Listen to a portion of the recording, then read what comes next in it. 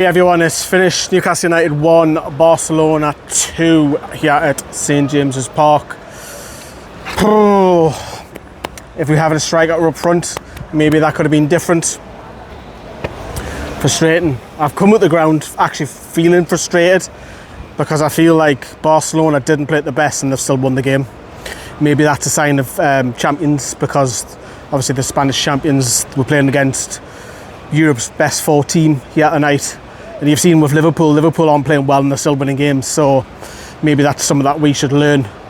But I think for me, looking at that in general, I think if you play for striker, you know, you might have had a different outcome, ifs, buts, maybes, whatever. But obviously we've seen the nostalgia down the years playing Barcelona. Our record against Barcelona is actually not great in competitive football. We've played 5, just won the 1, the famous one, and lost 4. But obviously going into Nice, Anthony Gordon back from suspension was up top. I was very surprised by that. I kind of like his. And Harvey Barnes keeping his place. I thought it would have been Gordon over the left, Barnes was dropped, and Valdemar up top.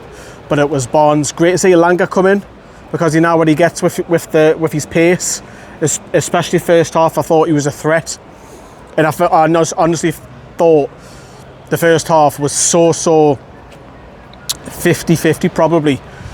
Newcastle were high pressing in the faces, every single throw and every tackle was getting cheered on. And okay then, are you going to run out of steam? Is the high pressing going to continue? Or are you going to create some chances? The two that stand out for me in that first half was great play on the right by Elanga, whips the ball in low, and I think it's Harvey Barnes was coming in. And the goalkeeper saves that we were linked to over the summer quite heavily. Obviously he's made the move from Espanyol, João Garcia, hasn't it?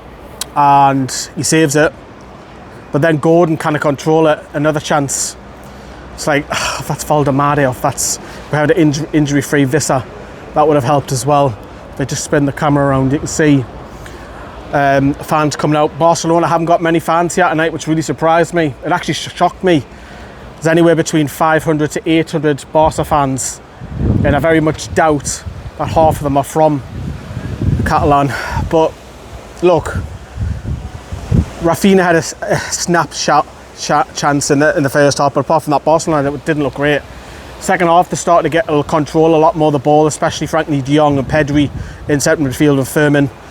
And they scored, and it's a case of Rashford's so low down, he heads home. And it's like, who's marking, who's stopping the cross? I mean, I haven't seen it back, obviously, just coming out the ground as well. I'll just get out the way of this call. 1-0 down. Game's still alive. As long as it stays 1-0, you know, you might have an opportunity to equalise and what have you, but it was 2-0 and some hit. It was some goal. You have to, now you might say, look, your midfield needs to press and Joe Linton, whatever, but it's some power by Rashford, just rattles, some hit, some goal. You're 2-0 down. Is a game hour. Can Newcastle come back? Still plenty of time to come back in it, of course. There was 4 substitutes that Eddie Howe made it once. Obviously Fabergé was taken off with just in case it was concussion, and 3 others that were tactical changes. Didn't do anything. It really didn't do anything. Gordon went on the left hand side and Valdemar went up top. Didn't see too much of the German, but Anthony Gordon scores later on. Ironically, guess where he's playing? He scores from the left wing. Great cross from the right, low down. Gordon, initially I thought he'd scuffed it, but he gets a side foot onto it and it guns in, and it's 2-1, and you know that galvanises Newcastle in a dying few minutes. Could you go on and create another chance? But sadly it didn't come. And look, there's no shame in losing to Barcelona. I'll just say that again. There's no shame in losing to Barcelona, one of the best 4 sides in Europe. You know, they'll go far again. They went far in the Champions League last season, but it's I just don't like Gordon up top. Of course, he'll be suspended for Bournemouth in the weekend. We'll bring you all the videos down there. Valdemar will start up top against Bournemouth. There's no shadow of doubt about it. Barnes left and Murphy or Elanga at the right. But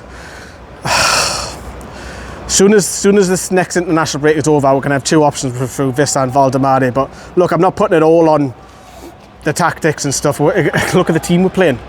It's the first game of the Champions League. You've got another 7 more to come.